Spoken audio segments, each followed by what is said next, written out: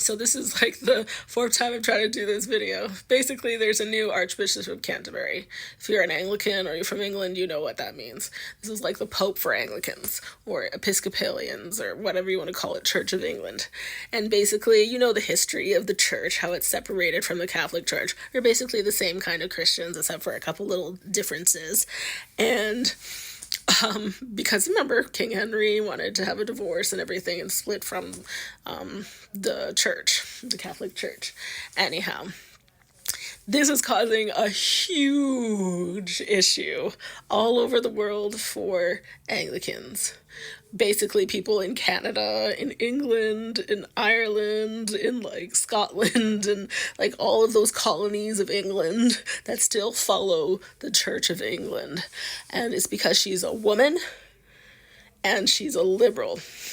And there's a ton of people who in the last 5 years are upset with some of the things that are happening with the Anglican Church and how it is now super liberal and how it is changing and losing its conservativeness and opening up to same-sex couples and LGBTQ and a whole bunch of other things and women. And one thing about the Catholic Church is they still don't allow women to be bishops. And she was the Bishop of London. And I'm sure you've seen her, if you're like a person who follows religion, you've seen her as the Bishop of London, and she's controversial, dealing with same-sex issues and stuff like that. So people all over the world are talking about this. I think this was on Reuters, and they talked to people all over the world in like Africa and Europe and North America.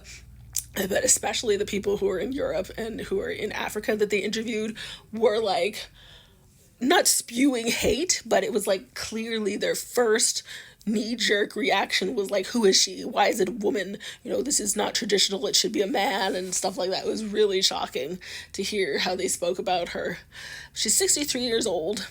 Like I said, she was like a bishop before, Bishop of London, and I think she was a nurse at one time in her life too. But yeah, I think her name is Sarah Mullally. I think it's there. Yeah, Sarah Mullally, I think, there. But like I said, this is very controversial because it's the first time in 1400 years that it's been a woman. And like I said, Catholics don't allow women to have that type of position in the church yet. And just listening to the reaction of the Catholic Church is telling. You could read for yourself. So this is kind of like an excerpt of what they wrote.